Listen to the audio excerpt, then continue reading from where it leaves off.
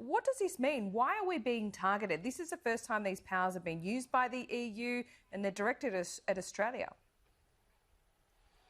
Hello, Laura. Look, I don't think we should see this as a target at Australia, but I think it is very much a reminder of the desperation that exists in other parts of the world compared with the very good position we find ourselves in here in Australia. And we're in a good position at a range of levels. We're in a good position economically, as the National Accounts figures this week indicated when you compare it with the rest of the world.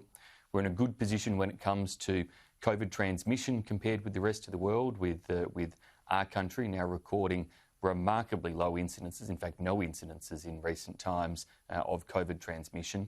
And we're still in a good position when it comes to vaccines as well. We would rather that this decision by Italian authorities and the EU had not occurred. But the reality is that we had 300,000 doses delivered last week, and that will see our current distribution plan work until we have the domestic production of some 50 million doses of the AstraZeneca vaccine come online at the end of March. So we are in a very good position, having contracted up to 150 million doses of vaccines from around the world.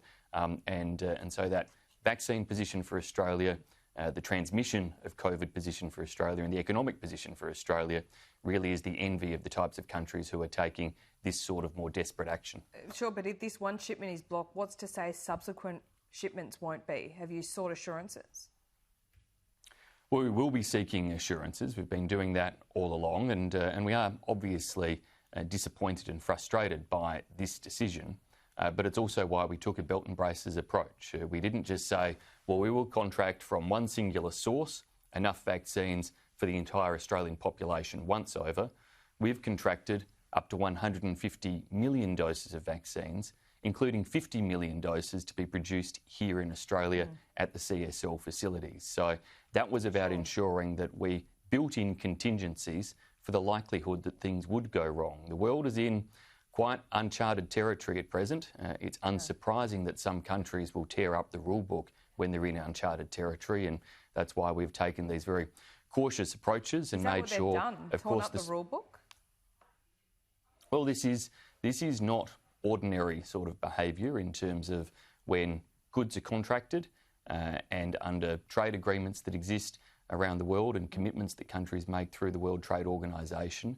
These sorts of export bans are not customarily the place. Now, there are provisions for... look, you'd have to have a look. There are provisions for extraordinary circumstances in countries, and they may well argue that they are in an extraordinary circumstance. And that's why I come back to the point. This is a demonstration of really how well Australia continues to do compared with the desperation of other countries.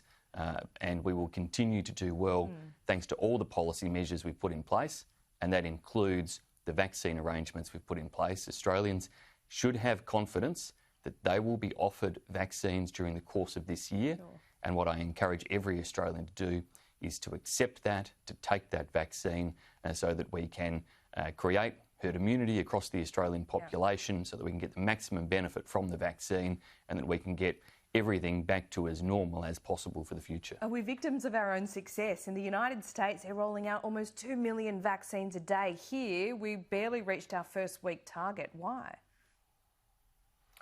Well, we will see a crank-up occurring, and what we're expecting is that when domestic production is in place, that we'll be seeing production of around 1 million doses a week occurring. So why isn't 1 million doses per week. Because I think Australians would like to see us get back to absolute normal life.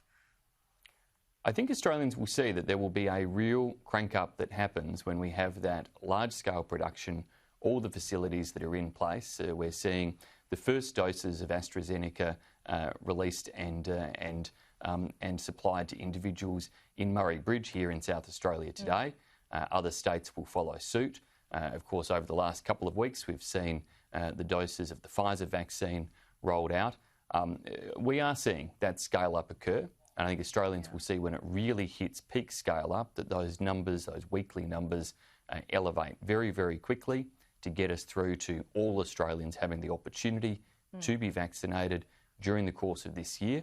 And the message to Australians is accept that opportunity. I certainly back our health system to do this with safety, with efficiency, in a manner that gives people the confidence to participate. And again, they are the benefits that Australia has. We're able to go through all the routine safety checks, put in place all the proper processes so Australians can have full confidence in this vaccine rollout. All right, do what Dolly Parton says. She's certainly campaigning for in America, and we could probably take that message here. But National Cabinet is on today. They're meeting this morning, Simon Birmingham. Should Victoria start taking their fair share of overseas arrivals?